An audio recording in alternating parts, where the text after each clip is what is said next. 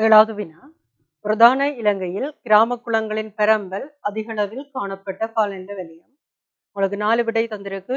ஒன்று மலைநாட்டு இடை உலர் வலயம், 2வது தாழ்நில உலர் வலயம், 3வது தாழ்நில ஈர வலயம், 4வது அரை வரல் வலயம். இந்த படத்துல பாத்தீங்கன்னா மலைநாட்டு ஈர வலயம் இந்த பிரவுன் கலரால குறித்து காட்டப்பட்டிருக்கு. தாழ்நில உலர் வலயம் இலங்கையின் கூடியளவு பிரதேசத்தை உள்ளடக்கியதாக இந்த தாழ்நில உலர் வலயம் காணப்படுது.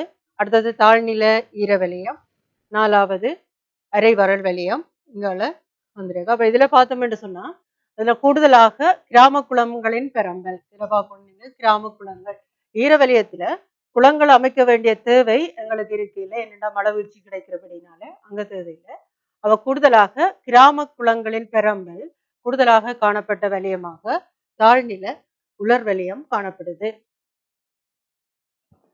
இது தொடர்பாக வந்த பாஸ் பேப்பரை பார்த்தோம்னா 2016ஆம் ஆண்டு ஒரு வினா கேட்கப்பட்டிருக்கு.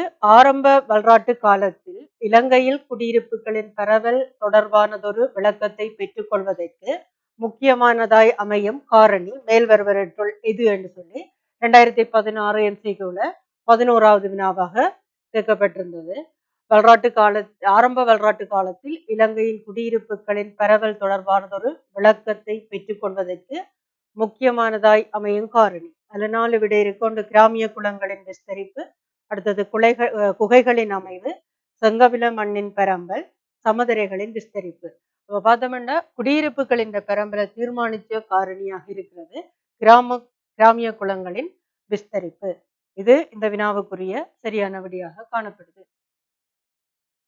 2016 பேப்பர் 2ல 3வது வினாண்ட 1வது பகுதியில கேட்கப்பட்டிருந்தது. இலங்கையின் கல்வெட்டுகளில் குறிப்பிடப்பட்டுள்ள தகவல்களுக்கமைய கீழே ABC ஆகியவற்றால் காட்டப்பட்டுள்ள ஒவ்வொருவரினதும் பதவி பெயரை ஒழுங்குமுறையில் எழுதுக என்று சொல்லி இந்த 3ம் போட்டிருந்தது. ஒன்று குடும்ப தலைவனே, B கிராம தலைவன், C சிறு கிராமங்கள் தலைவர். அப்ப இதுக்குரிய விடையை நாங்க ஏ என்று எழுதினீங்கன்னா விடை எழுதுவீங்க குர்கபதி, கிராம தலைவன் கமிக அல்லது கிராமிக அல்லது கிராமணி, சிறு கிராமங்களின் அல்லது தலைவர் பருமக. இது தொடர்பா மேலதிகமா நாங்க பார்ப்போம். இது 2017ஆம் ஆண்டு ஒரு வினா வந்திருக்கு.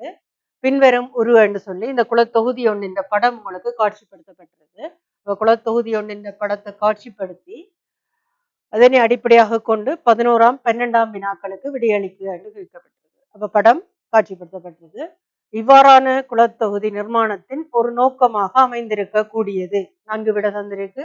நீரை பாதுகாத்தல், வெள்ள நீரை கட்டுப்படுத்துதல், காலநிலையின் சமநிலையை பாதுகாத்தல், மண்ணரிப்பை தடுத்தல். இது சிறு குளங்கள் ஒன்றாக இணைத்து கட்டப்பட்டது. கூடுதலாக இதன் நோக்கம் நீரை பாதுகாத்தல். 2017 2வது வினாதில் கேட்கப்பட்டது. இது போன்ற குளத்தொகுதிகள் பரவலாக காண கிடைப்பது. அதுல 4 விட கொடுத்திருக்கணும். ஒன்று ஈரவலயத்திலாகும், 2 உலர் வலயத்தில், 3 மலைநாட்டு ஈரவலயம், 4வது தாழ்நாட்டு இடைப்பட்ட ஈரவலயம். நாங்க அதை இடமாறு வலயம் என்றும் பார்த்தோம். அப்ப இதுல பாத்தீங்கன்னா ஈரவலயம் உங்களுக்கு ஏற்கனவே தெரியும். அடுத்தது உலர் வலயம் ஏற்கனவே பார்த்து நாங்க இலங்கையின் பெரும் நிலப்பகுதி உள்ளடக்கிய ஒரு பிரதேசமாக இந்த உலர் வலயம் காணப்படுது. 3வது மலைநாட்டு ஈரவலயம், மற்றது தாழ்நாட்டு இடைப்பட்ட ஈரவலயம், அது இடமாறு வலயம் என்று சொல்லி நாங்க பார்ப்போம். அப்ப இந்த 4 வலயம் இது 2017 கேட்கப்பட்ட வினா. அதாவது கூடுதலா பார்த்தீங்கன்னா முதல் நாங்க பார்த்த மாதிரி அப்ப குளத்தொகுதிகள் கூடுதலாக பரவலடைந்து காணப்படுறது உலர் வலயத்திலாக காணப்படுது. நீங்க படிச்சிருப்பீங்க 3ஆம் பாடத்துல இந்த குளத்தொகுதிகளை பற்றி. அப்ப குளத்தொகுதி என்றா என்ன? தனித்தனியான குளங்களுக்கு பதிலாக அருகருகே காணப்படும் பல குளங்களை கால்வாய்கள் மூலம் ஒன்றிணைத்து குளத்தொகுதி ஒன்று உருவாக்கப்பட்டது. அதாவது பல குளங்களை ஒன்றிணைத்து கால்வாய்கள் மூலம் இணைக்கப்பட்டதாகத்தான் இந்த குளத்தொகுதி காணப்படுது. அப்ப இவ்வாறான குளத்தொகுதிகளை குறிப்பதற்கு வெப்பிரதானிய என்ற சொல் பயன்படுத்தியுள்ளனர். அப்ப உலர் வலய மக்கள் அதே இல்லங்காவ என்று அழைக்கப்படும் குளம் தொகுதியை அழைக்கிறதுக்கு இவர்கள் பயன்படுத்திய பெயர் ஒன்று வெப்பிரபாதனிய அல்லது உலர் வலிய மக்கள் அதை சிறப்பாக இல்லங்காவா என்ற சொன்னால அதை குறிப்பிட்டிருக்கணும். இந்த குளத்தொகுதிக்குரிய படங்கள் 2018 இது தொடர்பாக ஒரு கேள்வி வந்திருக்கு. இலங்கையின் வறண்ட வலயத்தில் நதிக்கரைகளுக்கு அப்பால் சிறுகுள முறையினை அடிப்படையாக கொண்டு குடியிருப்பு பரம்பல் ஏற்பட்டதென கருதப்படுவது. இலங்கையின் வறண்ட வலயத்தில் நதிக்கரைகளுக்கு அப்பால் சிறுகுள முறைமையினை அண்டியதாக குடியிருப்பு பரம்பல் ஏற்பட்டதென கருதப்படுவது. அது காலம் என்னென்று கேட்டிருக்கு. வரலாற்றுக்கு முற்பட்ட காலத்திலாகும், முன் வரலாற்று காலத்திலாகும், ஆரம்ப வரலாற்று காலத்திலாகும், 4வது வரலாற்று காலத்திலாகும். அப்ப நாங்க இதுக்குரிய விடை ஆரம்ப வரலாற்று காலம். இதே கேள்வி 2016 ஒரு மாதிரி வந்திருக்கு, நீங்க பார்த்துருக்கீங்க. இங்கல்ல 2018 ஒரு கேள்வி கேட்டிருக்கீங்கன்னா 9வது MCQல சிறுகுள தொகுதிக்கு பொறுப்பாக இருந்தவர். 4 விடை கொடுத்திருக்கு. 1 மவுருமுகா, 2வது பருமக, 3 கமிக, 4 ககபதி. இந்த நாங்க இந்த விடைய பார்க்கறதுக்கு முதல் அரசவையின் தலைவர் மகாராஜா தான் மபுருமுகா என அழைக்கப்பட்டார். அப்ப மகாராஜா, அப்ப முதலாவது விடை எங்களுக்கு அங்க தவறாக காணப்படுது. மபுருமுகா என்பது மகாராஜாவை அழைக்க பயன்பட்ட பெயர். அது மாதிரி 2வது விடை பருமக. பருமக நீங்க ஏற்கனவே படிச்சிருங்க, அது பிரமுக என்ற சொல்லில இருந்துதான் பிறந்ததாகும். இந்த சொல் பிரதானம் என்பதை குறிக்கும். அப்ப சிறிய பிரதேசத்தில் அவர்கள் ஆட்சி புரிய அதிகாரம் கிடைக்க காரணம், இந்த பெருமகமார் சிறிய பிரதேசங்களில் ஆட்சியாளர்களை நிர்வகிக்க அதுக்கு காரணம் கொண்ட வேண்டிய செல்வமும் 2 பலமும். அந்த காலத்துல செல்வம் என்று கருதிக்கு ஒரு வயல் நிலப்பரப்பு, விலங்குகள் அல்லது மாடுகள் என்ற பரம்பல் அதன் அடிப்படையாக கொண்டுதான் அவையின் செல்வம் கணிக்கிடப்பட்டதாக காணப்படுது.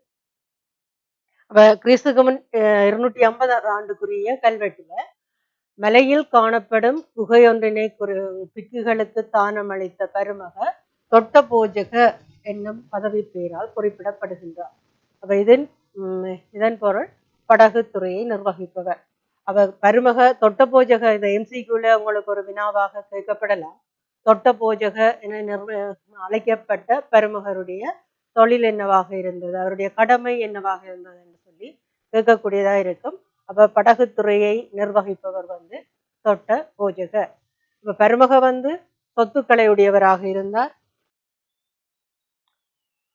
பிரதேசத்தின் நிர்வாக அமைப்பை மேற்கொண்டார் பருமக. அப்ப அதற்கு வரி வசூலிக்கிறது ஒரு கடமையாகவும் காணப்பட்டது.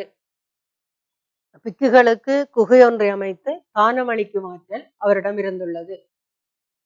பருமக என்னும் பெயரால் அழைக்கப்பட்டவர் குலத்தொகுதி ஒன்றுக்கும் மற்றது கிராம பிரஜைகளின் நலனுக்காகவும் தீர்மானங்களை மேற்கொள்ளும் அதிகாரம் உடையவராக இருந்தார். அப்ப பருமகமாட்ட கடமை என்னென்று சொன்னால், 1 குலத்தொகுதிக்கு பொறுப்பாக இருந்தார்.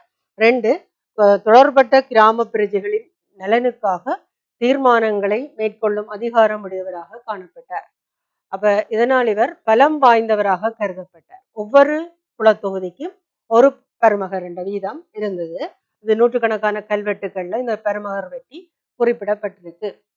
இதுல பாத்தீங்க, ஆண்களுக்கு மட்டுமின்றி பெண்களும் பிரதேச நிர்வாகத்தில் பங்கு பெற்றியுள்ளனர். அப்ப இந்த பெண்கள் குலத்தொகுதிக்கு பொறுப்பாக இருந்த பெண்கள் பருமகளு என அழைக்கப்பட்டிருக்கிறார். அப்ப MCQல சில வேளை உங்களுக்கு ஒரு வினா கேட்கலாம். சிறுகுளங்களை நிர்வகித்த அல்லது குலத்தொகுதி ஒன்றை நிர்வகித்த பெண் பாலாருக்கு வழங்கப்பட்ட பெயர் பருமகளு. பருமகர்கள் உலர்வலயத்தில் குடியேற்றங்கள் பரவியிருந்த சிறிய நில அலகுகளை அவர்கள் பரிபாலித்துக் கொண்டார்கள். சிறிய நில அலகுகளை பரிமாளித்தவர்களாக இந்த பருமகர்கள் காணப்பட்டனர். அப்ப இந்த பருமக எப்படி தெரிவு செய்யப்பட்டார் என்றால், கிராம தலைவர், ஒவ்வொரு கிராமங்கள்ல இருந்த கிராம தலைவர் கமிக. அந்த கமிகல இருந்து பலம் பொருந்தியவர் அல்லது செல்வாக்கு மிக்கவர், செல்வம் மிக்கவர் பருமகவாக தெரிவு செய்யப்பட்டார். அடுத்த விட உங்களுக்கு தந்தது கமிக. கமிகவை பற்றி பார்த்தோம்னா, இவர்கள் பிரதான கிராம தலைவர்கள். ஒவ்வொரு கிராமத்திலையும் இருக்கிற கிராமங்களுக்கு பொறுப்பாக இருந்த தலைவர்களாகத்தான் இந்த கமிக காணப்பட்டார். இவருடைய கடமை அல்லது தொழில் அல்லது என்ன பணியை மேற்கொண்டார் என்று சொன்னால், கிராமங்களுக்கு இடையே ஏற்பட்ட திருமண தொடர்புகள், அடுத்தது பண்ட பரிமாற்றங்கள், பொருள்கள் பரிமாற்றத்தில், மற்றது பிரச்சனைகளை தீர்த்து கொள்ளுதல் தொடர்பான பிரச்சனைகளை தீர்த்து வைப்பவராக இந்த கிராமிக அல்லது கமிக என்றவர் காணப்பட்டார். அப்ப ஒவ்வொரு கிராமத்தையும் பிரதிநிதித்துவப்படுத்தியவர் அதான் கமிக. அப்ப பருமக குலத்தொகுதி ஒன்றின் நிர்வாகத்துக்கு பொறுப்பாக காணப்பட்டார். இவர் ஒவ்வொரு கிராமத்தையும் பிரதிநிதித்துவப்படுத்தியவராக கிராமிக காணப்பட்டார். அப்ப கிராமத்தை பிரதித்துவப்படுத்திய தலைவன் ஒருவன் இல்ல தலைவர்கள் இருந்து தெரிவு செய்யப்பட்டார். அப்ப நீங்க இதுல ஞாபகம் வச்சுக்கொள்ளணும், அந்த இல்ல தலைவர்கள்ல இருந்து தெரிவு செய்யப்படுறவர் கமிக, கமிகமாரிடம் இருந்து தெரிவு செய்யப்படுவராக பருமக காணப்படுகின்றார்.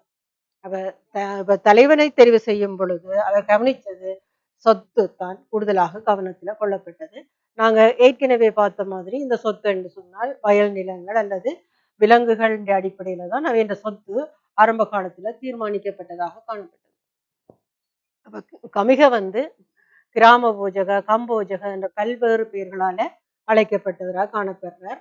இந்த கமிக செல்வமுடையவர், கிராமத்தின் நம்பிக்கையை பெற்றவராக காணப்பட்டார். கிராமத்தில் இருக்கிற மக்களிட நம்பிக்கையை பெற்றவராக காணப்பட்டார். எல்லாருக்கும் உதவக்கூடிய ஒரு நிலையில இவர் காணப்பட்டார். பலமுடையவர். அப்ப இப்பண்புகளை உடையவர் அக்கிராமத்தின் இல்லத்தலைவர் பண்பு. இப்ப எவ்வளவு பண்பு இருக்கணும், செல்வமுடையவராக இருக்கணும், பலமுடையவராக இருக்கணும், எல்லோருக்கும் உதவி செய்யக்கூடியவராக இருக்கணும். அப்படியான இயல்புடையவர் கிராமத்தின் இல்ல தலைவர்கள் எல்லோரும் ஒன்று சேர்ந்து தெரிவு செய்து கொள்ளும் கமிகவாக. அப்ப கமிகவின் பணிகள் என்று பார்த்தோம்னா கிராமத்தின் பொது நிகழ்வுகளுக்கு தலைமை தாங்குவது. அப்ப திருமணமாக இருக்கலாம், சமய நிகழ்வுகளாக இருக்கலாம், விவசாயம் முதல் முறை ஆரம்பிக்கிறதாக இருக்கலாம், எல்லா நிகழ்வுகளுக்கும் தலைமை தாங்குவராக இந்த கமிக காணப்பட்டார். மற்றது கிராம குளத்தை நிர்வகிப்பார். பருமக குளத்தொகுதியை நிர்வகிக்கிறார், கமிக கிராம குளத்தை நிர்வகிக்கின்றார். அது மாதிரி நீர் விநியோகம் ஒழுங்காக மேற்கொள்வதும் இந்த கமிகவுடைய பணியாக காணப்படுது. அடுத்தது கிராம தலைவர்களுடைய ஏற்படுகின்ற பிரச்சனைகளை தீர்த்து வைக்கிறதும் இந்த கமிகவுடைய ஒரு பணியாக காணப்படுது. மற்றது கிராம தலைவர்களுடன் நல்லுறவுடன் செயற்படுதலும் கமிகவுடைய பணியாக காணப்படுது. அடுத்த பார்த்தா ககபதி அல்லது கிருகபதி 4வது விடியா கொடுத்தது. அவர் இல்லத்தின் தலைவர். அவரை பார்த்தோம்னா இல்லத்தலைவர்கள் 900 ஆண்டுகள் கிறிஸ்துக்கு முன் 900 ஆண்டுகளில் கிராமிய குடியிருப்புகள் உலர்வலயம், அவங்களுக்கு உலர்வலயம் தெரியும், ஏற்கனவே பார்த்தினாங்க. இந்த உலர்வலய பிரதேசங்கள்ல பிறந்து காணப்பட்டனர். அப்ப கிராமங்கள் பல குடும்பங்களை கொண்டிருந்தன. இந்த குடும்பங்களை கொண்டிருந்தது கூடல 1 30 குடும்பங்கள் கிராமங்களில் வாழ்ந்திருந்தனர். குடும்பம் என்ற கருத்து பிரதான காலத்தில் குலம் என்றே கருதப்பட்டது. அப்ப இக்குடும்பங்களின் தலைவர்கள் இல்லத்தலைவர்கள் என்று அழைக்கப்பட்டனர். குடும்பங்களின் தலைவர்கள் இல்லத்தலைவர்கள் என்று அழைக்கப்பட்டனர். இப்ப கிறிஸ்துக்கு முன் 250ஆம் ஆண்டு அண்மித்த கால கல்வெட்டுகள்ல இந்த தகவல் குறிப்பிடப்பட்டிருக்கு. அப்ப கிராமிய பொதுப்பணிகளில் ஒவ்வொரு குடும்பத்தையும் பிரதிநிதித்துவப்படுத்தினார். அப்ப குடும்பம் என்றதை ஒன்றை பிரதிநிதித்துவப்படுத்துவது தான் குடும்ப தலைவர்கள். நீங்க ஞாபகம் வச்சுக்கொள்ளுங்க, உங்களோட வீட்டுல உங்களோட பிரச்சனை, உங்களோட குடும்பத்தை பிரதிநிதித்துவப்படுத்துவர் உங்களுடைய அப்பா சொன்னா, அப்ப குடும்பத்தை பிரதிநிதித்துவப்படுத்துவர் குடும்ப தலைவர். அப்ப இல்லத்தலைவன் குடும்ப தலைவன் என்று அழைக்கப்பட்ட. அப்ப வினாவை பார்த்தோம்னா 2018 கேட்கப்பட்ட வினா சிறு குல தொகுதிக்கு பொறுப்பாக இருந்தவர். அப்ப நாங்க மபுருகண்டா என்னென்று பார்த்துட்டோம், பருமகண்டா என்னென்று பார்த்துட்டோம், கமிகண்டா என்னென்று பார்த்துட்டோம், ககபதி என்றா என்னென்று பார்த்துட்டோம். அப்ப இங்க கேட்ட வினா சிறு குல தொகுதிக்கு பொறுப்பாக இருந்தவர். அதன் அடிப்படையில இந்த வினாவுக்குரிய சரியான விடையாக பருமக என்பது காணப்படுது. 2018 கேட்கப்பட்ட வினா. இதுல 2018 பாஸ் பேப்பர்ல 2வது வினாண்ட 3வது கேள்வி கேட்டிருக்கணும். ஆரம்ப வரலாற்று காலத்தில் குடியிருப்புகளது இயல்பினை 2 காரணிகளூடாக விவரிക്കുക என்று சொல்லி 5 புள்ளிக்கு கேட்டிருக்கு. இதே கேள்வி 2019ஆம் ஆண்டு 3வது வினாவிண்ட 4வது வினாவா கேட்டிருக்கு. ஆரம்ப வரலாற்று காலத்தில் குடியிருப்புகளின் பெரம்பல் போல வளர்ச்சியின் இயல்புகள் 3னை விளக்குக. 6 புள்ளிக்கு கேட்டிருக்கு. அப்ப நீங்க இதுக்கு விடை எழுதிக்கல குடியிருப்புகளின் பெரம்பலில் பௌதிக பின்னணி செல்வாக்கு செலுத்தியுள்ளமை. இந்த பௌதிக பின்னணி என்று சொன்னா இவ்வளவுத்தையும் நீங்க உள்ளடக்கி அதுக்குள்ள விடை எழுத வேண்டியதாக இருக்கும். இத பௌதிக பின்னணி என்று கூப்பிட்டுட்டு தனிய வருடாந்தமள வீழ்ச்சியின் அளவு 1 பாயிண்டா, மண்ணின் தன்மை 1 பாயிண்டா, தரை தோற்ற வேறுபாடு 1 அப்படி என்று சொல்லி எழுதாம இந்த பௌதிக பின்னணிக்கு இவ்வளவும் நீங்க 1 பாயிண்டா கொடுக்கணும். அப்ப வருடாந்தமள வீழ்ச்சியின் அளவு, மண்ணின் தன்மை, தரை தோற்ற வேறுபாடு, இயற்கை வளங்களின் பெரம்பல், நீரோடைகள் இவ்வளவு குடியிருப்புகள் பெரம்பலை தீர்மானித்த ஒரு பௌதிக பின்னணியாக காணப்படுது. அடுத்த பாயிண்டா தான் நீங்க எழுத போறது சிறு குளங்களை மையமாக கொண்டு குடியிருப்புகள் பரவலடைந்தமை. அடுத்தது ஆற்றங்கரைகளுக்கு அப்பால் குடியிருப்புகள் பரவலடைந்தமை. அப்ப குளக்கிராமங்களுக்கு மேலதிகமாக தொழில் ரீதியாக ஒன்றுபட்ட குடியிருப்புகள் காணப்பட்டன. உங்களோட புத்தகத்திலே இது ஒரு சார்ட் மாதிரி போட்டிருக்கீங்க, பார்த்திருப்பீங்க. மீனவர் வாழ்ந்த கிராமம், குயவர் வாழ்ந்த கிராமம் எல்லாம் இருக்கு. அதே மாதிரி மணிகாரா விவசாயிகள் வாழ்ந்த கிராமம், மற்றது விலங்கு வளர்ப்பில் ஈடுபட்டவர்கள் வாழ்ந்த கிராமம் எல்லாம் உங்களுக்கு போட்டிருக்கு. அப்ப தொழில் ரீதியாக ஒன்றுபட்ட குடியிருப்புகள் காணப்பட்டது என்று சொல்லி நீங்க கொடுப்பீங்க. அடுத்தது பரிகித்தகம அபரிகித்தகம, அதாவது வேலியிடப்பட்ட கிராமம், வேலியிடப்படாத கிராமம். பரிகித்தகமண்டா வேலியிடப்பட்ட கிராமம், அபரிகித்தகம என்று சொன்னா வேலியிடப்படாத கிராமங்கள். இது கிராமத்துல காணப்பட்ட பண்பு. அதாவது மற்றது அடுத்த பாயிண்ட், தொழில்களின் அடிப்படையில் செயற்பட்ட கிராமங்கள், அதாவது பட்டினகாம, நியம்கம, ஓலகம் என்பன காணப்பட்டன. புறமன்றம், நகரமன்றம் குடியிருப்புகள் காணப்பட்டமை.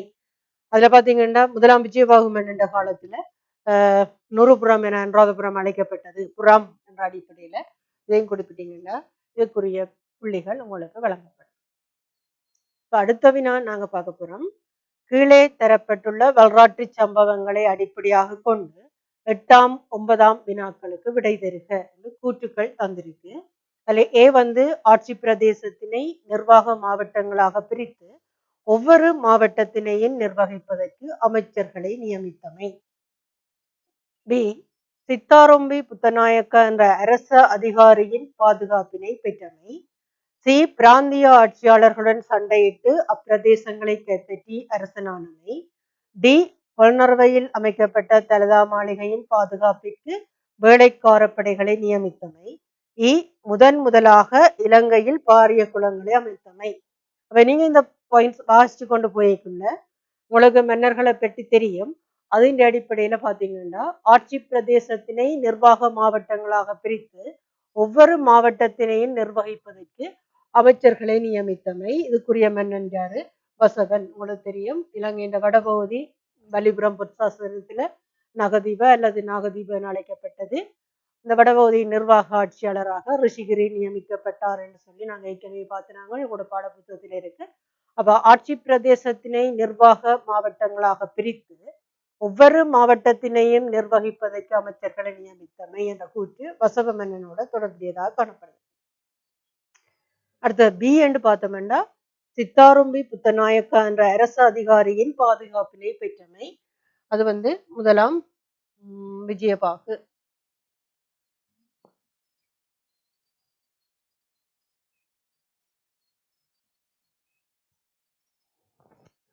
அடுத்த பார்த்தோம்னா பிராந்திய ஆட்சியாளருடன் சண்டையிட்டு அப்பிரதேசங்களை கைப்பற்றி அரசனானமை. பிராந்திய ஆட்சியாளர்கள் உங்களோட புத்தகத்துல வேணுமெண்டா போட்டிருக்குது பிரக்கெட்டுக்குள்ள. தனது மாமன்மாரோட சண்டை பிடித்தது என்று சொல்லி உங்களுக்கு அதை போட்டிருக்கு உங்களோட புத்தகத்திலே. அது பண்டு காவியன்.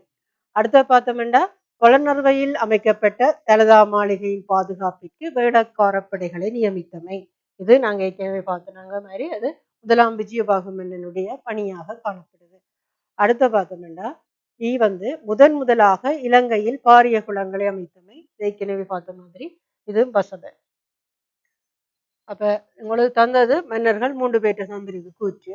ஒன்று வந்து வசப மன்னனுடையது, முதல் விஜயபாகு மன்னனுடையது, அடுத்தது காவியனோட இருக்கு. அப்ப நாங்க இதுக்குரிய கேள்வியை பார்த்தோம்னா முதலாம் விஜயபாகு மன்னனுடன் தொடர்புடைய சம்பவங்களை குறிப்பிடும் விடைகள் அவை. அதில் பார்த்தோம்னா அதுல முதலாம் விஜயபாகுக்கு பி ஒன்று வந்திருக்கு, சித்தாரும்பி புத்தநாயக்கா என்ற அரசு அதிகாரியின் பாதுகாப்பினை பெற்றமை.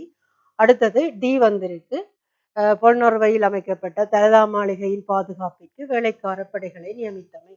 இந்த வினாவுக்குரிய விடை என்று பார்த்தோம் என்று சொன்னா பி டி ஆக இருக்கு. பிடி. அப்ப இதுக்குரிய விடை பிடியாக காணப்படும். அடுத்த வினா பார்த்தோம் என்று சொன்னா வசப மன்னனுடன் தொடர்புடைய சம்பவங்கள் இடம்பெற்ற விடைகள் அவை. நீங்க கேள்விய தந்த கூற்றுக்களை பார்த்தீங்கன்னா அதுல ஆட்சி பிரதேசத்தினை நிர்வாக மாவட்டங்களாக பிரித்து ஒவ்வொரு மாவட்டத்தினையும் நிர்வகிப்பதற்கு அமைச்சர்களை நியமித்தமை ஏ. அடுத்தது முதலில் பாரிய குளங்களை அமைத்தமை. இந்த 2 கூற்றும் வந்து வசப மன்னனோட தொடர்புடையதாக காணப்படுது.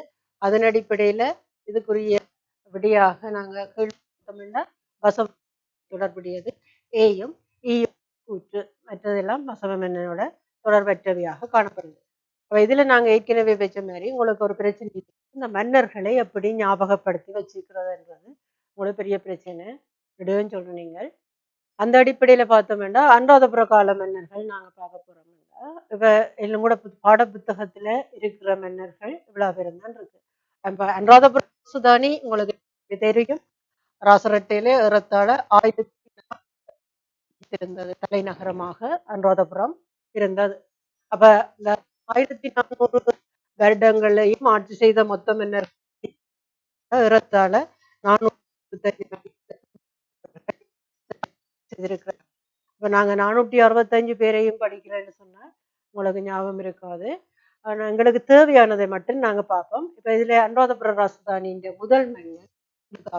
இப்ப இன்னொன்று அனுராதபுரத்துல நீங்க பாத்தீங்கன்னு சொன்னா எப்படி ஞாபகம் வச்சிருக்க போறீங்கன்னா பலகம்பா தான் கோயில் இல்லையா. இதுல பாத்தீங்கன்னா 99.9% இந்த அனுராதபுர கால மன்னர்களை கூவில பெயர் முடியாது. ஞாபகம் வச்சுக்கொள்ளுங்க. 99.9% இந்த அனுராதபுரத்தை ஆட்சி செய்த மன்னர்கள்ல கூவில பெயர் முடியாது.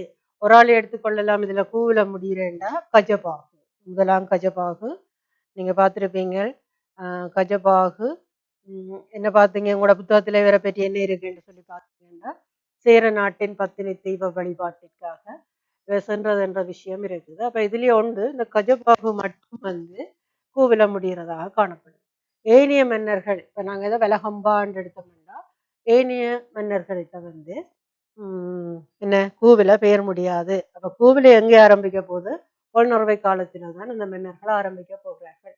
அப்ப இதன் அடிப்படையில பண்டுகாவியனுக்கு பாத்தீங்கன்னா பண்டுகாவியன் அனுராதபுர ராசதானியின் முதல் மன்னன் மகாவம்சத்தின் அடிப்படையில. அடுத்தது இறுதி மன்னன் 5ஆம் மகிந்தன். 2019 உங்களுக்கு வந்திருந்தது அனுராதபுர ராசதானியின் இறுதி மன்னன்.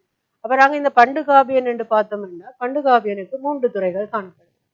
இதுல பாத்தீங்கன்னா ஒன்று பெரிய கோடை இருக்கு, அடுத்தது குட்டி. அப்ப இதுல பாத்தீங்கன்னா இது அவருடைய அரசியல் சமய நீர்ப்பாசனம் சமயப்பணி. உங்களோட புத்தகத்துல கூடுதலாக பண்டுகாவியல்ல அரசியல் பணி தான் காணப்படுது. நீங்க அதுல பாத்தீங்கன்னா அரசியல் பணியில அவர்கிட்ட போட்டிருக்குது. தன்னுடைய பிராந்திய ஆட்சியாளர்கள் தன்னுடைய மாமன்மாரோட சண்டையிட்டு அந்த பிரதேசங்களை ஒரு அரசியல் கீழே கொண்டு வந்த வேண்டும். அனுராதபுரத்தை தலைநகராக தெரிவு செய்தமை, ஆட்சியிட்ட தனது 10வது வருடத்துல கிராமங்களுக்கு எல்லை வகுத்தமை போன்ற பணிகள் பண்டுகாவியம் என்னென்ன அரசியல் ரீதியான பணிகளாக தரப்படும். அவர்கிட்ட பார்த்தோம்னா அடுத்தது அப்ப இலங்கைண்ட பண்டுகாவியனுடைய சமய பணி என்று கேட்டால் நீங்க செய்யற ஒரு பிள்ளை வடிவா எழுதுவீங்க. விகாரைகள் அமைத்தான், ஆறாமைகள் கட்டினான் என்றெல்லாம் எழுதுவீங்க. நான் ஒன்று நீங்க இதுல கவனிச்சு கொள்ளணும். அனுராதபுர காலத்துல ஆருடைய காலத்துல இலங்கையில பௌத்தம் வந்தது? தேவநம்பிய தேசம் மன்னன் ஆட்சி காலத்திலான் இலங்கையில பௌத்த சமயம் பரப்பப்பட்டது. அப்ப பண்டுகாவியனுடைய சமய பணி என்று கேட்டால் நீங்கள் விகாரைகளை அமைத்தான், ஆறாமைகளை அமைத்தான் என்று நீங்கள் எழுதக்கூடாது. வடிவா ஞாபகம் கொள்ளுங்க. அதனால சமய பணி தொடர்பாக உங்களுக்கு பெருசாக அதுல இல்லை. உங்களோட பாட புத்தகத்திலே ஒன்று இருக்குது, சீவகசாலா இல்ல சொத்திசாலா என்ற ஒரு வழிபாட்டிடம் இருந்ததாகவும் அது பண்டுகாவியன் காலத்துல இருந்த பிராமணர்கள் வழிபாட்டிடமாகவும் இருந்திருக்கலாம். மற்றது பிரசவ விடுதியாக பிரசவ வைத்தியசாலையாக இருந்திருக்கலாம் என்ற ஒரு கூற்று உங்களுக்கு காணப்படுது. இப்ப பழைய புத்தகங்கள்ல தான் பண்டுகாவியனுடைய சமய பணி அதிகமாக காணப்படுது. இவருடைய ஒரு சிறு பணி இருக்குது, பொருளாதாரம் என்ற ரீதியில பார்த்தோம்னா நீர்ப்பாசனத்துக்கு ஆற்றிய பணி. பண்டுகாவியன் 3 குளங்களை கட்டினான் என்று உங்களுக்கு தெரியும். ஒன்று அபியவாவி, ஜெயவாவி, காமினிவாவி. இதுல கண்டுபிடிக்கப்பட்டிருக்கிறது அபியவாவி, அது இன்றைய கசவ குளம். அவைதான் அவ்வளவு நாங்க பண்டுகாவியனுக்கு பார்க்க போறோம். அவருடைய அரசியல் பணிதான் வருது. பெரிய கல்வியா வர்றதுக்குரிய சாத்தியம் குறைவாக. தேவநம்பிய தீசன் என்று எடுத்து பார்த்தோம்னா அவருடையது முக்கியமா நாங்க ஒன்று பார்க்க போறது பெரிய ஒரு பணி, அவருடைய பௌத்த சமயம் ரீதியானதாக காணப்படும். அடுத்தது நீர்ப்பாசனம். நீர்ப்பாசனம் ஒரு பெரிய குளம் ஏற்கனவே பார்க்கிறாங்க. இவராலே அமைக்கப்பட்டது கிசவாவி. அனுராதபுர நகரத்தில் நீர் தேவையை பூர்த்தி செய்வதற்காக அமைக்கப்பட்ட குளமாக தேவநம்பிய தேசம் கிசவாவி காணப்படும். அப்ப இவருடைய முழுதும் சமயத்தோட தொடர்புடையது. அப்ப இவரை பற்றி காணப்படுறது வேற அந்த புனித வெள்ளரசு மரக்கிளை, சங்கமித்தியால ஜம்புகோலப்பட்டினத்தில் கொண்டு வரப்பட்டது. அடுத்தது இவர் அந்த புனித வெள்ளரசு மரக்கிளை நடும் வைபவத்திற்கு சந்தனகாம கதிர்காமம் போன்ற கிராம தலைவர்களை அழைத்தார் என்ற ஒரு விஷயம் காணப்படுது. அடுத்தது இவரை பற்றி காணப்படுறது பார்த்தோம் என்றால் இவருடைய மௌரிய பேரரசன் அசோகன் அவருடைய பஞ்சவர்த்திகள் எனப்படுகின்ற கொடி குடையாளர்கள் போன்றவற்றை பயன்படுத்தி மீண்டும் 2வது தடவையாக இலங்கையில் கொடி சூடிக்கொண்டார். தேவநம்பிய என்ற இந்த பட்ட பெயரை சூடிக்கொண்டார் என்று அடுத்தது வேற இதுக்கு பிறகு தேவநம்பிய தீசனுக்கு பின் அவருடைய 4 சகோதரர்களும் திரும்பி அக்காட்சி என்ற விஷயம் மட்டும் இந்த தேவநம்பிய தீசன் மூலமாக காணப்படுது. இவ்வளவுதான் தேவநம்பிய தீசனில் காணப்படுறது. அடுத்த துட்டகை முழுக்கு பார்த்தீங்கன்னா துட்டகை முழுடைய அரசியல் பணியும் சமய பணியும் இதுல வருது. அரசியல் பணி உங்களுக்கு தெரியும். துட்டகை முனு மன்னனுடைய ஆரம்பகால ஆட்சி பிரதேசம் ருகுணரட்டை. அப்ப அவர் ருகுணரட்டையில இருக்கைக்குள்ள அப்பா தெரியும் கவந்தீசன் தம்பி சத்தாதீசன். அப்ப அனுராதபுரத்தை தலைநகரமாக கொண்டு ஆட்சி செய்தவர் எல்லாள. அப்ப இவருடைய முக்கியமான பணி என்னது? எல்லாளனை நாட்டில இருந்து துரத்தியதுதான் முக்கியமான அரசியல் பணி. அப்ப இதுல துட்டகை முனு மன்னன் எல்லாளனை நாட்டிலிருந்து துரத்துறத கூட முதல் ஒரு யுத்த செயற்பாட்டுக்கு முதல்மான ஒரு தலைமைத்துவத்தை வழங்கினார். இலங்கை முழுவதையும் ஒன்றுபடுத்தி முதல் ஒரு குடையின் கீழ் ஆட்சி கொண்டு வந்தவர் துட்டகை முனு. அப்ப அரசியல் ரீதியான பணி துட்டகை முனுல இருக்குது. அடுத்த சமய ரீதியான பணியில ருவன்வெல்சாய சாதுபோகம் கட்டப்பட்டது, அது போன்ற விஷயங்கள் இருக்கு. அப்ப துட்டகை முனுவுக்கு பார்த்தோம்னா சமயமும் அரசியலும். இதுல ஒரு சின்ன கூற்றொண்டு சில விலகானலாம். இவருடைய நீர்ப்பாசன நடவடிக்கை ஒரு கருத்து காணப்படுது. இலங்கையில அந்த சொரபரவாவி துட்டகை முனு மன்னனால் கட்டப்பட்டது அல்லது துட்டகை முனு மன்னன் காலத்தில் கட்டப்பட்டது என்ற ரீதியில துட்டகை முனு மன்னன் முக்கியம் பெறுகிறார். இவர் தான் முதல் சம்பளம் வழங்கி இருக்கிறார். விகாரி அமைப்பவர்களை கொண்ட கூற்றுக்களும் துட்டகை முனு மன்னன் தொடர்பாக காணப்படுது. இந்த வெலகம்பாண்டு பார்த்தோம்னா வெலகம்பாக்கு ஒரு கூத்து தான் காணப்படுது. அதுல உங்களோட புத்தகத்துல பாட புத்தகத்துல வெலகம்பா மன்னனுடைய ஆட்சி காலத்துல திரிபீடகம் நூல் வடிவமாக்கப்பட்டது. இவராலே அமைக்கப்பட்ட விகாரை அபியகிரி விகாரை. அந்த அபியகிரி விகாரையில தங்கி கல்வி கற்றபிக்கு பாகியான் தேரர் அடிப்படையில வெலகம்பா. பசவன் எங்களுக்கு பெரிய ஒரு வினாவாக காணப்படும். பெரிய வினாவாக வந்திருக்கு 2016 பெரிய ஒரு வினாவாக 6 மார்க்குரிய கேள்வியாக வசவன் வசவன் இல்லாமல் வினாபத்திரம் இல்லை என்பதில்லை. வசவன் தொடர்பான கேள்விகள் உங்களுக்கு வந்து கொண்டிருக்கிறத நீங்க கவனிக்கலாம். அவருடைய அரசியல் பணியும் முக்கியம். அடுத்தது நீர்ப்பாசனம் பணியும் முக்கியம். அரசியல் பணி நாங்க ஏற்கனவே பார்த்து நாங்கள் பிரதேசங்கள் வரி அறவிடும் முறையை ஒழுங்குபடுத்தினார், பிரதேசங்களை பிரித்தார், பிரதேசங்களுக்கு ஆட்சி அதிகாரிகளாக அமைச்சர்களை நியமித்தார் போன்றவை அவருடைய அரசியல் பணியாக காணப்படுது. நீர்ப்பாசனம் நாங்கள் ஏற்கனவே பல தடவை இந்த வசவன் தொடர்பாக பார்த்துட்டோம். பாரிய குளங்களை முதல் அமைத்த மன்னன், ரகர கால்வாயை அமைத்த மன்னன், சுரங்கவழி நீர்ப்பாசனத்தை அமைத்த மன்னன் என்ற ரீதியில அவருடைய நீர்ப்பாசன பணி முக்கியம் பெற்றதாக காணப்படுது. அதே மாதிரி சமய பணி என்று பார்த்தா தூபராம விகாரைக்கு என்னது சிலைமனைகளை அமைத்தமை அது போன்ற விஷயங்கள் காணப்படுது. அடுத்த தாதுசேனன் 2 விஷயம் பார்க்க போறோம். ஒன்று நீர்ப்பாசனம், அடுத்தது சமயப்பணி. அப்ப நீர்ப்பாசனம் தாதுசேனன் என்னன்னா உங்களுக்கு நதி ஞாபகம் போகணும். கலாவாது யோக கால்வாய் அல்லது புதுமையான கால்வாய் கீழகங்கை போன்ற தாதுசேனன் தொடர்புடையதாக காணப்படுது. நீர்ப்பாசனம் முக்கியமானது. அடுத்த பக்கம் மகாசேனன் என்று நீர்ப்பாசனம் ஜேத்தவனராமிய விகாரை குளம் தெய்வம் என போற்றப்பட்டார். அடுத்தது அவருடைய சமய பணியில இன்னவருக்கு கூடுதலாக ஜேத்தவனராமிய அமைக்கப்பட்டது. இந்த ஜேத்தவனராமிய தொடர்பாக உங்களுக்கு ஒரு வினா வரக்கூடியதாக இருக்கும் என்று சொன்னால், அந்த ஒரு சிறு நெல்மணி அளவிலான ஆபரணத்துல 21 வேலைப்பாடுகள் வரையப்பட்ட அந்த தங்க நாணயம் கண்டெடுக்கப்பட்ட அமர்வு என்று சொல்லுவாங்க. அது ஜேத்தவனராமியோட தொடர்புடையதாக எல்லா மன்னர்களும் தொடர்பாகத்தான் உங்களுக்கு கூடுதலான தகவல்கள் பாடப்புத்தகத்துல இருக்கு. முதலாம் அக்போன்னு சொல்லி பார்த்தோம்னா அவருக்கு ஒரு விஷயம் மினிப்பே கால்வாய் இந்த முதலாம் அக்போக்கால அமைக்கப்பட்டது. மினிப்பே அணை, மினிப்பே கால்வாய், ஆழிச்சிற கால்வாய், ஆழிச்சிற முதலாம் அக்போக்கு இருக்கிறது இது மட்டும்தான். அதே மாதிரி 6ஆம் அக்போக்கும் பார்த்தீங்கன்னா ஒரு விஷயம் தான் அது இருக்குது. சீனாவோட 20 தடவைகளுக்கு மேல தொடர்பு, அதாவது வர்த்தக கலாச்சார தொடர்புகளை மேற்கொண்ட மன்னன் சொல்லி 6ஆம் அக்போக்கு. 5ஆம் மகிந்தன் என்று பார்த்தோம்னா அவர் இறுதி மன்னன் என்றதை விட வைத்தியசாலை அமைப்பதற்கு, நாடெங்கும் காணப்பட்ட வைத்தியசாலைகளுக்கு அதிகளவு உதவிகளை வழங்கினான் என்ற ஒரு கூற்று காணப்படுது. இதை தவிர உங்களுக்கு மிச்சம் இருக்கிறவர்கள் ஒவ்வொரு கூற்றோடு சம்பந்தப்பட்டவர்கள். புத்ததாச, 4ஆம் மகிந்தன், அவையெல்லாம் பற்றி பார்த்தோம் என்று சொன்னா ஒரு கொஞ்சம் தான் காணப்படும். ஒவ்வொரு வசனம் 2 வசனம் தான் காணப்படும். இப்ப நீங்க இந்த மன்னர்கள் உங்களுக்கு பிரச்சனையா இருக்கீங்க, ஒன்று மட்டும் மன்னரோட தொடர்புடையது என்று வருது என்று சொன்னால் ஒரு வினா நீங்க அதுல கவனிச்சு கொள்ள வேணும். அனுராதபுர காலம் என்று சொன்னால் பூ இல்லாமல், அதாவது இதை கடைசி எழுத்து பூவில முடியாத மன்னர்கள் கூடுதலாக ஆட்சி செய்திருக்கிறார்கள் என்று ஒரு ஞாபகத்துக்கு நீங்க வச்சிருக்கீங்க. தேர் இல்லை, நீங்க சும்மா ஞாபகம் வச்சிருக்கீங்க. அதே மாதிரி பொன்னர்வ காலம் என்று சொல்லி பார்த்தோம்னா பொன்னர்வையில தாராளமான மன்னர்கள் ஆட்சி செய்திருக்கிறார்கள் என்றாலும் எங்களுக்கு இந்த முதலாவது விஜயபாகு, முதலாம் பராக்கிரபாகு, நிசங்கமல்லன் இவ்வளவு பேரும் தான் முக்கியமான மன்னர்களாக காணப்படுகிறார்கள். முதலாம் விஜயபாகு தான் பொன்னர்வையை முதல்ல தலைநகராக்கிய மன்னன். பொன்னர்வ ராசதானியின் முதல் மன்னன் யார் என்று சொன்னால் முதலாம் விஜயபாகு. அதுக்கு பிற்பாடு ஏற்பட்ட பிரச்சனைகள்ல பிறகு மீண்டும் நாட்டை ஒழுங்குபடுத்தினாக முதலாம் பராக்கிரபாகு. அதற்கு பின் ஆட்சி செய்தவர்கள்ல கூடுதலாக 9 வருடங்கள் ஆட்சி செய்தவர்களாக நிசங்கமல்லன் காணப்படுகிறார். முதலாம் விஜயபாகு தொடர்பாக உங்களுக்கு தெரியும், அவருடைய முக்கியமான பணி அரசியல் தான், அரசியல் பணிதான்.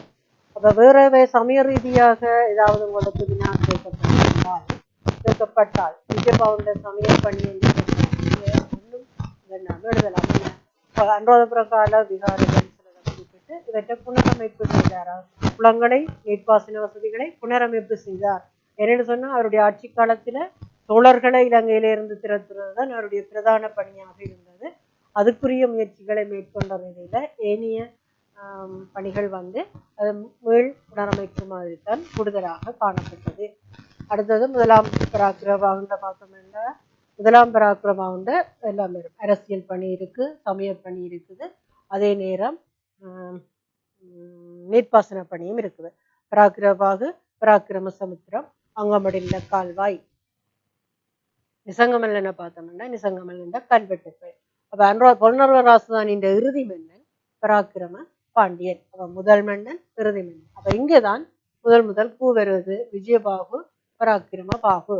நீங்க அனுராதபுரம் சம்பந்தமாக கேட்கக்குள்ள நீங்க விட சொல்றீங்க முதலாம் விஜயபாகு, பராக்கிரபாகு என்ற விடைகள் எல்லாம் சொல்றீங்க. அப்ப இனி அனுராதபுரம் ராசதானி தொடர்பான வினாக்களுக்கு இந்த விஜயபாகு, பராக்கிரபாகு சொல்லாம நீங்க பாத்தீங்கன்னா சரி. இந்த பொன்னர்வ காலத்துல இன்னொரு முக்கியமான விஷயம் ஆட்சி, பெண்கள் ஆட்சி செய்திருக்கிறார்கள். கல்யாணவதி, லீலாவதி போன்ற கல்யாணவதி முதலாம் விஜயபாகுண்ட மனைவி, லீலாவதி முதலாம் பராக்கிரபாகுண்ட மனைவி. அதுல பெரன் வம்சம் 2018க்கு பிறகு வந்த 10ஆம் ஆண்டு புத்தகத்தின் பதிப்பில தான் இந்த தகவல் காணப்படுது. பரன் வம்சம் 3 முறை லீலாதேவி அரசு ராணியாக்கிய வம்சத்தினர் என்னன்னு சொல்லி கேட்டிருக்கீங்கன்னா அது பரன் வம்சம். அதுக்கு முதல் 2018க்கு முதல் வந்த புத்தகங்கள்ல 16ஆம் ஆண்டு புத்தகம், 10ஆம் ஆண்டு புத்தகம், 2017ல இந்த தகவல் காணப்பட மாட்டாது. 18, 19ஆம் ஆண்டு வந்த பதிப்புகள்ல தான் இந்த பரன் வம்சம் தொடர்பாக குறிப்பிட்டு காட்டப்பட்டிருக்குது. இந்த இவ்வளவு கணக்கு பேர் ஆட்சி செய்திருந்தாலும் எங்களுக்கு அனுராதபுரத்தை பொன்னர்வையை 3 பேரும் பராக்கிரம பாண்டியன் இறுதி மன்னனாக காணப்படுகின்றார். அடுத்த தம்பதனியா பார்த்தோம்னா 3ஆம் விஜயபாகு, முதலாம் போனேகபாகு. ஜாபகுவா முதல் மன்னன் முதலாம் போனேகபாகு, 2ஆம் போனேகபாகு. குருநாகல் 2ஆம் போனேகபாகு, 4ஆம் போனேகபாகு. கம்பளை 4ஆம் போனேகபாகு, பராக்கிரமப்பா. அடுத்தது கோட்டை 6ஆம் பராக்கிரபாகு, தர்மபாலன் என்ற ரீதியில அவளை இந்த உங்களுக்கு 7ஆம் பாடம் சோமா இருக்கிறபடினால இப்ப கண்டி மன்னர்கள் என்று பார்த்தோம்னா கண்டியில வந்து 3 விதமாக நாங்க இந்த கண்டி மன்னர்களை பார்க்கலாம். முதலாம் காலகட்டம் சேனா சம்மத விக்ரமாக இவர்தான் கண்டி ராசதானியை ஒன்றிணைத்தவராக காணப்படுகிறார். அவருடைய மகன் ஜெய வீர பண்டார இவர் வந்து மாயாதுன்னின் நண்பர். அதாவது விஜயபாகு கொள்ளை அல்லது கொலை நடைபெறும் பொழுது மாயாதுன்னைக்கு உதவியராக இந்த ஜெய வீர பண்டார காணப்படுகிறார்.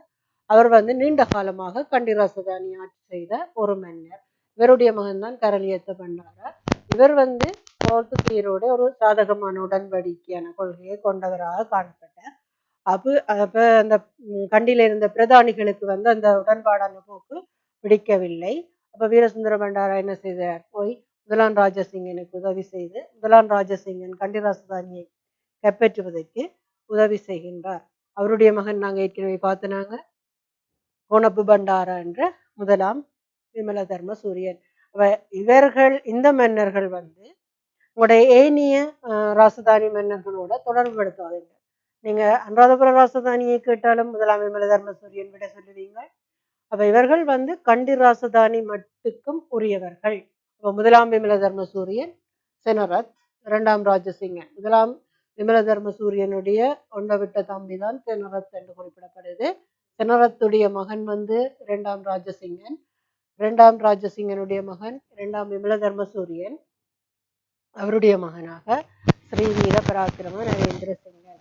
இவர்கள் 5 பேரும் வந்து இந்த பேராதனை அரச வம்சம் சொல்லி அழைக்கப்படுகிறார்கள்.